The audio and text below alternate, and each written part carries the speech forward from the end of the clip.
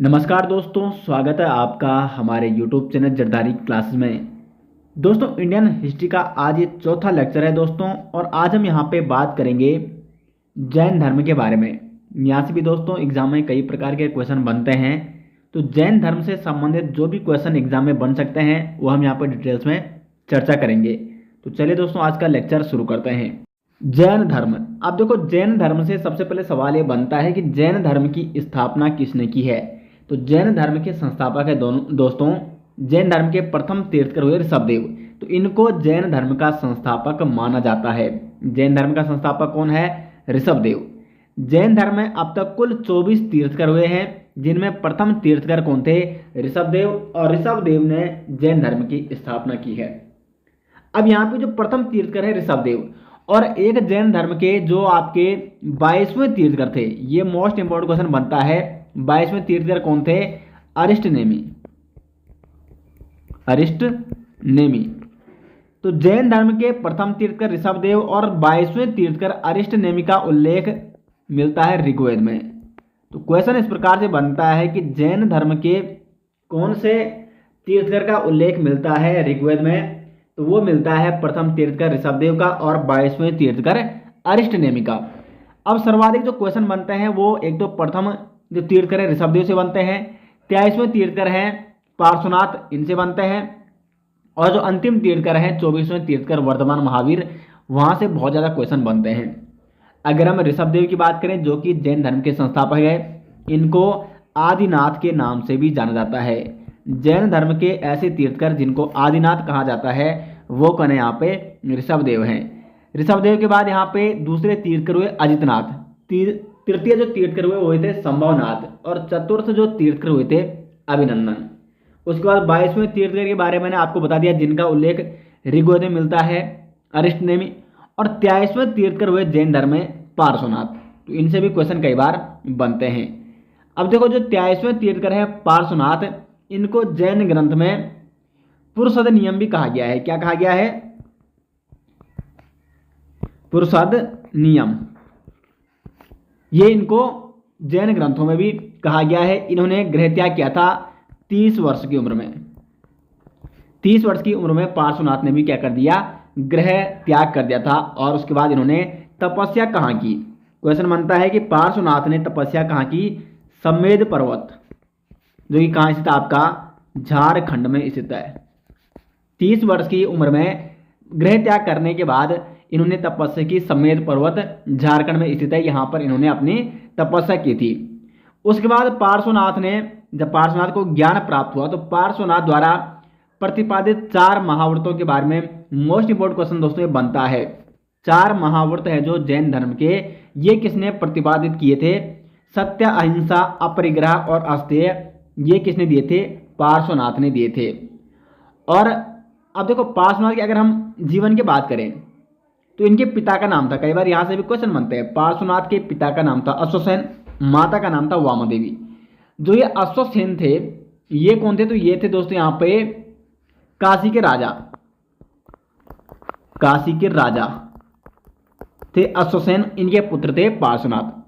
पार्श्वनाथ की माता का नाम था वामादेवी, जो कि नरवर्मन की पुत्री थी, और इनकी पत्नी का नाम था प्रभावती। और ये कहाँ के निवासी थे? तो वाराणसी के। तो ये इनके जीवन के बारे में कुछ महत्वपूर्ण तथ्य हैं जो आपको नोट करने हैं। और पार्श्वनाथ के अनुयायियों को क्या कहा जाता है? निर्ग्रंथ कहा जाता है। पार्श्वनाथ के जो अनुयायी थे उन्हें क्या कहा जाता है? निर्ग्रंथ कहा जाता है। तो ये थे प्रथम संस्थापक ऋषभदेव के बारे में, और पार्श्वनाथ के बारे में मैंने आपको डिटेल्स में बता दिया है। इसके बाहर यहाँ से कोई भी प्रश्न एग्जाम में नहीं बनता है। अब दोस्तों, हम यहाँ पे जैन धर्म के जो 24वें तीर्थकर हुए इनके बारे में जानते हैं, क्योंकि यहाँ से कई बार एग्जाम में क्वेश्चन बनता है। तो जैन धर्म के 24वें तीर्थकर हुए हैं वर्धमान महावीर। इनका जन्म कब हुआ? 540 ईसा पूर्व में जन्म हुआ था वर्धमान महावीर का। और जन्म स्थल कहाँ है? कुंडग्राम वैशाली। देखो, यहाँ पर मैं जितनी भी चीज़ें आपको बताऊंगा, यहाँ से कहीं से भी क्वेश्चन बन सकता है। एग्जाम में सारे क्वेश्चन कई बार बन चुके हैं। तो जन्म इनका 540 ईसा पूर्व में हुआ था। जन्म स्थल कहाँ है? तो कुंडग्राम वैशाली, जो कि वर्तमान में कहाँ आता है? बिहार में आता है। ठीक है। उसके बाद इनका पिता का नाम था सिद्धार्थ। जो सिद्धार्थ थे ये वज्र संघ के कुंडग्राम के जात्रक कुल के क्या थे, प्रधान थे। ठीक है, जात्रक कुल वज्र संघ के कुंडग्राम के क्या थे, जात्रक कुल के ये प्रधान हुआ करते थे, मुखिया हुआ करते थे। इनकी माता का नाम था त्रिशला, जो कि लिच्छवी शासक चंटा की बहन थी। ये किसकी बहन थी, लिच्छवी शासक। ये सारे पॉइंट आपको नोट करने हैं, एग्जाम में कई बार बनते हैं। लिच्छवी शासक चंटा की बहन थी, वर्धमान महावीर की माता त्रिशला। इनके भाई का नाम था नंदिवर्धन। एग्जाम में इस प्रकार से क्वेश्चन बनता है कि वर्धमान महावीर ने किससे आगे लेकर या किसकी सहमति से गृह त्याग किया था, तो नंदिवर्धन की सहमति से ही इन्होंने क्या किया था, गृह त्याग किया था। ये क्वेश्चन कई बार एग्जाम में बनता है। तो इनका भाई था, बड़ा भाई नंदिवर्धन। वर्धमान महावीर की जो पत्नी थी वो थी यशोदा, उसका नाम था। वर्धमान महावीर की पत्नी का नाम था यशोदा, जो कि कुंडिय गोत्र के राजा समरवती की कन्या थी। और 16 वर्ष की उम्र में वर्धमान महावीर का इनसे विवाह हो गया था। इनकी पुत्री थी प्रियदर्शनी। यशोदा से एक पुत्री प्राप्त होती है वर्धमान महावीर को, जिसका नाम क्या रखा जाता है, प्रियदर्शनी या अन्नोजा प्रियदर्शनी उसका नाम रखा जाता है। उसके बाद प्रियदर्शनी का विवाह होता है जामाली से। तो वर्धमान महावीर के दामाद कौन थे, जामाली थे। और यहाँ पे जो गृह त्याग इन्होंने किया था 30 वर्ष की अवस्था में। अब 30 वर्ष की अवस्था में जब महावीर स्वामी ने या वर्धमान महावीर ने गृह त्याग किया तो इन्होंने किसकी आज्ञा ली थी, इंपॉर्टेंट क्वेश्चन बनता है। तो अपने बड़े भाई नंदिवर्धन की इन्होंने आज्ञा ली थी और इन्होंने उसके बाद तपस्या की। और 12 वर्ष की तपस्या के पश्चात ज्ञान प्राप्त होती है महावीर को, वर्धमान महावीर को, और फिर ये महावीर स्वामी के नाम से विख्यात होते हैं। इन्होंने अपने वस्त्रों का संपूर्ण रूप से त्याग किया। यहाँ पे देखो ये बिल्कुल क्या है, निर्वस्त्र हैं, इन्होंने वस्त्र नहीं पहन रखे हैं। और ज्ञान प्राप्त स्थल पूछा जाता है कई बार कि महावीर स्वामी को ज्ञान प्राप्ति कहाँ हुई थी, तो जंबिक ग्राम में। जंबिक ग्राम में यहाँ पे इनको ऋजुपालिका नदी के तट पर, अगर नदी पूछी जाती है तो आपने क्या नोट करना है यहाँ पे, ऋजुपालिका नदी। जाम्बिक ग्राम की ऋजुपालिका नदी के तट पर साल वृक्ष के नीचे, साल वृक्ष के नीचे ये क्या कर रहे थे, तपस्या कर रहे थे। और 12 वर्ष की तपस्या के पश्चात महावीर स्वामी को ज्ञान प्राप्त होता है। उसके बाद अब इनको ज्ञान प्राप्त हो गया है।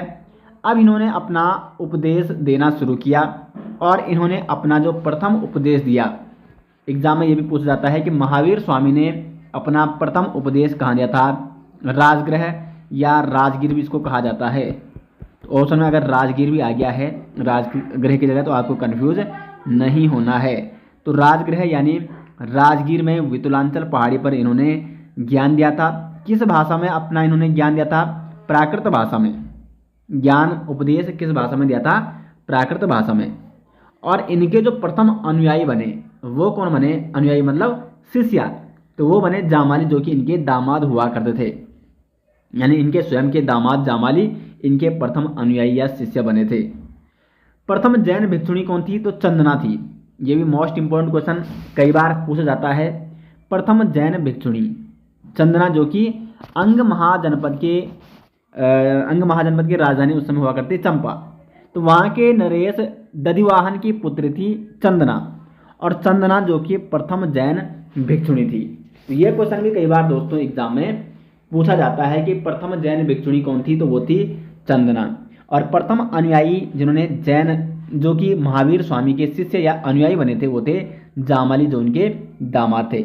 उसके बाद निर्वाण यानी मृत्यु कब हुई महावीर स्वामी की, 468 ईसा पूर्व में। जन्म हुआ 540 ईसा पूर्व में और निर्वाण हुआ 468 ईसा पूर्व में। तो ये इनके जन्म से संबंधित जो भी मतलब इनके जीवन में जो महत्वपूर्ण घटनाएं घटी हैं वो मैंने आपको डिटेल्स में यहाँ पे बता दी है। और यहाँ से कहीं से भी एग्जाम में क्वेश्चन बन सकता है, एग्जामिनर कहीं से भी क्वेश्चन उठा सकता है। अब जैन धर्म के बारे में कुछ अन्य महत्वपूर्ण तथ्यों के बारे में यहाँ पे चर्चा कर लेते हैं। शुरुआत करते हैं जैन धर्म के सिद्धांतों की। तो जैन धर्म में दोस्तों 5 महाव्रत हैं। इसमें आपको 4 महाव्रतों के बारे में पहले ही बता चुका हूं, क्योंकि जो ये 4 महाव्रत दिए हैं जैन धर्म के, अहिंसा, सत्य, अस्तेय, अपरिग्रह, ये किसने दिए हैं? तो जैन धर्म के जो 23वें तीर्थकर हुए हैं पार्श्वनाथ, इन्होंने ये 4 महाव्रत दिए हैं, अहिंसा, सत्य, अस्तेय, अपरिग्रह। अहिंसा का मतलब है यहाँ पे हिंसा न करना, हिंसा न करना यानी किसी को मारना नहीं, किसी को परेशान नहीं करना। सत्य का मतलब है यहाँ पे सदा सत्य बोलना।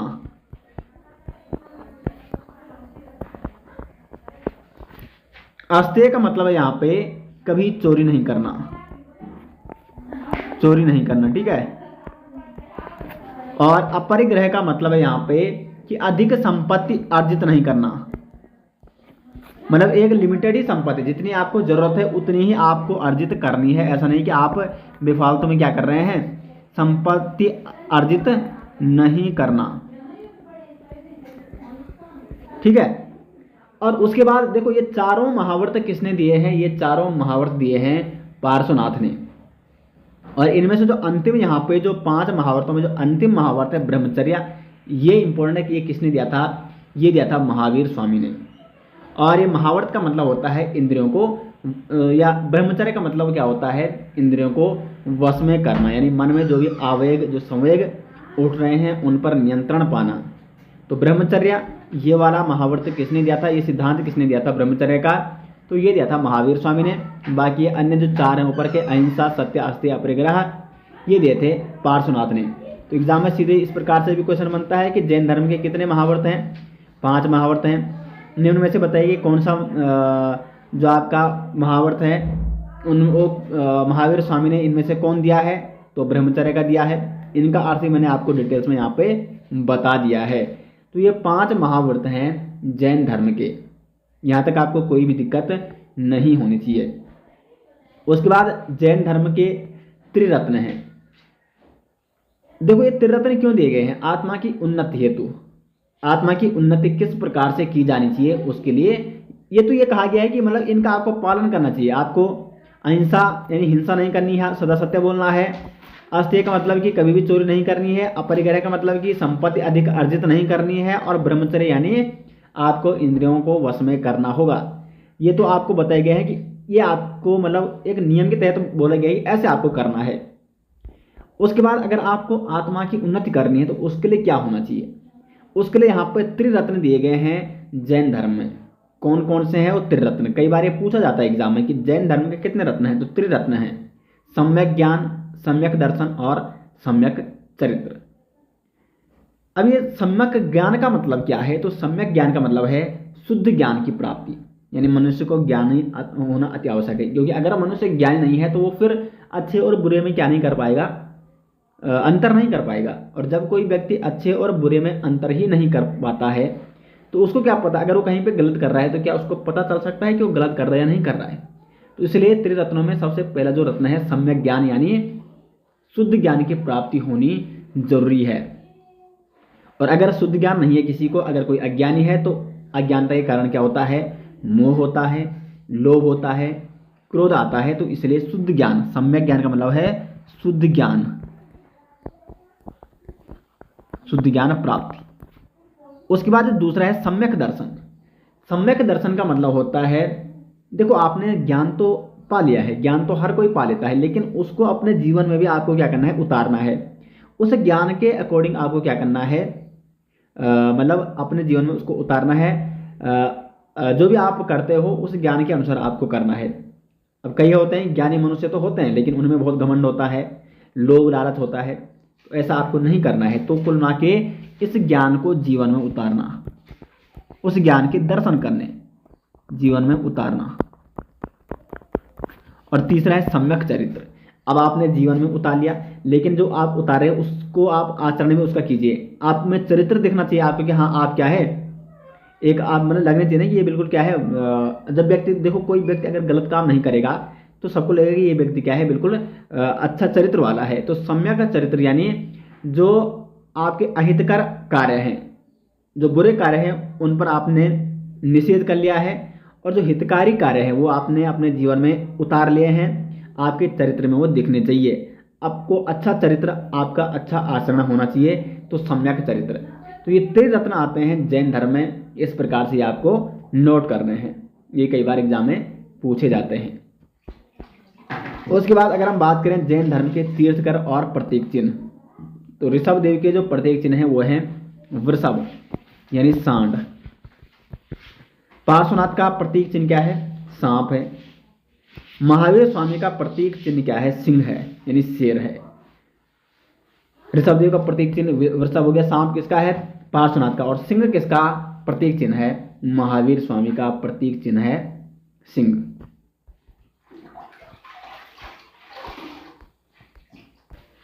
अब बढ़ते हैं आगे और आगे बात करेंगे जैन संगीत की। संगीत का मतलब आप समझते होंगे सम्मेलन या सभा। तो जो जैन संगीतियां हुई है, देखो जैन संगीतियां ज्यादा नहीं हुई है, 2 ही हुई है, और जब 2 हुई भी हैं तो एक लंबा समय का अंतराल है दोनों में। तो इसलिए माना यह भी जाता है कि जैन धर्म जो इतना विख्यात नहीं हो पाया, इतना फैल नहीं पाया, उसका यह भी प्रमुख कारण था कि समय समय पर इसमें संगीतियां, इसमें सभाओं का, सम्मेलनों का आयोजन नहीं किया गया था। तो जो प्रथम जैन संगीत थी वो कब हुई थी? 300 ईसा पूर्व में। देखो महावीर स्वामी की जब मृत्यु हो गई है तो उसके बाद 300 ईसा पूर्व में प्रथम जैन संगीत हुई थी। प्रथम जैन संगीत कहाँ हुई थी? पाटलिपुत्र में हुई थी। पाटलिपुत्र कहाँ है? तो ये आपका बिहार में है वर्तमान में। और शासक उस समय कौन थे? देखो 300 ईसा पूर्व में चंद्रगुप्त मौर्य ये इस समय शासक थे। तो चंद्रगुप्त मौर्य के शासन काल के दौरान प्रथम जैन संगीत हुई थी, और इसकी अध्यक्षता कौन कर रहे थे? स्थूलभद्र। एक नाम आपको स्थूलभद्र यहाँ पे नोट करना है, और एक नाम आपको भद्रभाव यहाँ पे नोट करना है। अभी क्यों आपको नोट करना है ये मैं आपको बताऊंगा। अभी स्थूलभद्र, भद्रभाव, यहाँ पे हुआ क्या था? जो इस प्रथम जैन संगीत हुई थी इसका परिणाम क्या निकला था? जैन धर्म विभक्त हो गया 2 भागों में। एक स्थूलभद्र और एक भद्रभाव, इनकी 2 अलग अलग विचारधारा थी। स्थूलभद्र, यहाँ पे मैं फिर से लिख दे रहा हूं, यहाँ पे उसका नाम, उनका नाम स्थूलभद्र, और दूसरे का नाम क्या था? भद्रभाव है। तो स्थूलभद्र के नेतृत्व में यहाँ पे जो बना वो बना श्वेतांबर, और भद्रभाव के नेतृत्व में विभाजन हो गया और यहाँ पे बन गया दिगंबर। तो 2 भागों में यहाँ पे जैन धर्म विभाजित हो गया है, श्वेतांबर और दिगंबर। श्वेतांबर का मतलब ये है कि श्वेत वस्त्र धारण करने वाले, और इनका नेतृत्व कौन कर रहे थे? स्थूलभद्र कर रहे थे, जो कि प्रथम जैन संगीत का जिन्होंने अध्यक्षता की थी। जबकि जो थे दिगंबर, ये महावीर स्वामी को मतलब उनके जो भी उन्होंने शिक्षा दी थी, जो भी उन्होंने ज्ञान दिया था, उस पर विश्वास करने वाले थे। और दिगंबर ये थे नग्न रहने वाले, नग्न। और भद्रभाव के नेतृत्व में दिगंबर, और स्थूलभद्र के नेतृत्व में श्वेतांबर नाम से यहाँ पे 2 भागों में विभक्त हो गया है जैन धर्म। श्वेतांबर यानी श्वेत वस्त्र धारण करने वाले।